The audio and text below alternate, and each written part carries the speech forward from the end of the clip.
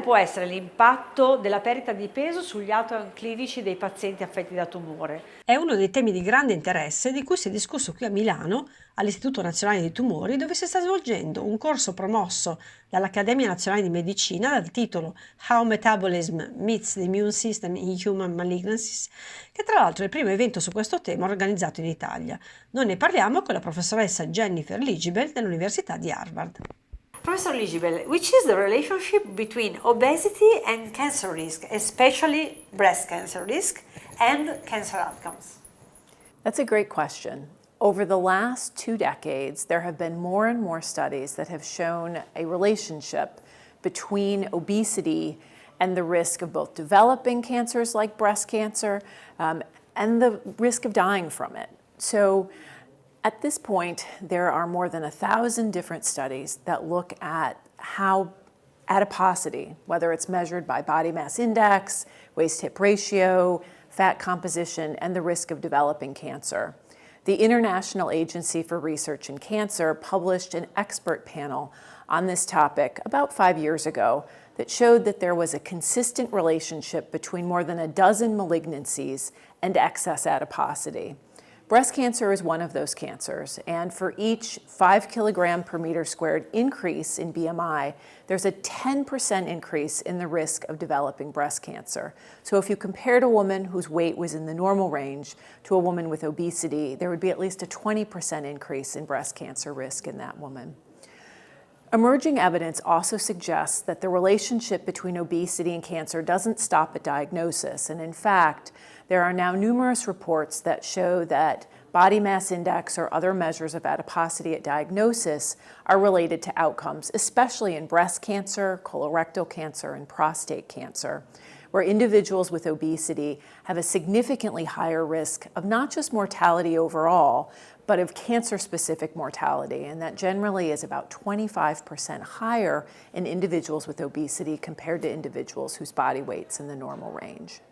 And so, are there studies testing the impact of weight loss and related interventions on cancer outcomes? And if so, do we already have the results?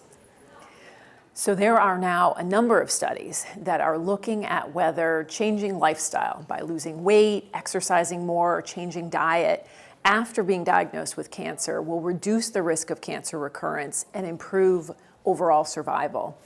We're leading a trial called the Breast Cancer Weight Loss Study in the United States and Canada that enrolled almost 3,200 women who had obesity or were overweight after their breast cancer diagnosis.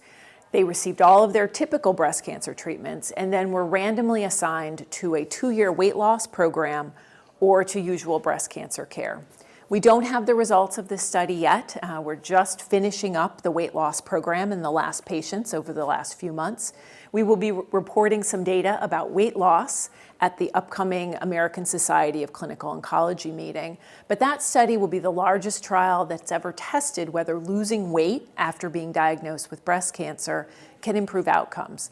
There are a few other studies as well. There's a study here in Italy called Diana-5 that is looking at increasing exercise combined with a macrobiotic Mediterranean diet in women with early breast cancer that will also look at recurrence and mortality.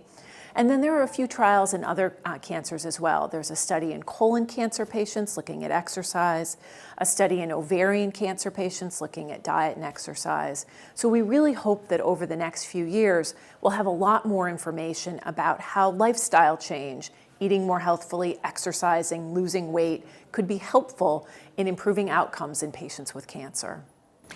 And which are the mechanisms through which weight loss and other energy balance interventions could impact cancer recurrence and mortality? That is a fabulous question, and I wish I had the answer. I think we have some tantalizing clues. We know that losing weight, exercising more, changing your diet can have an impact on the immune system, as well as on metabolism and inflammation.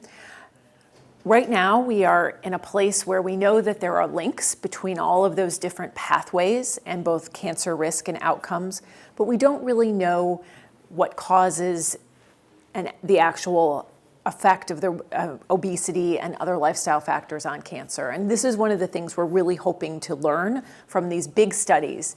In the breast cancer weight loss trial, we collected fasting blood from patients throughout the 2 years of the intervention and then long afterwards, at 5 years after they joined this study, so that we can better study how people's blood changes, how the inflammation and the immune system are impacted, to really learn how these different types of factors related to lifestyle impact cancer. So more to come.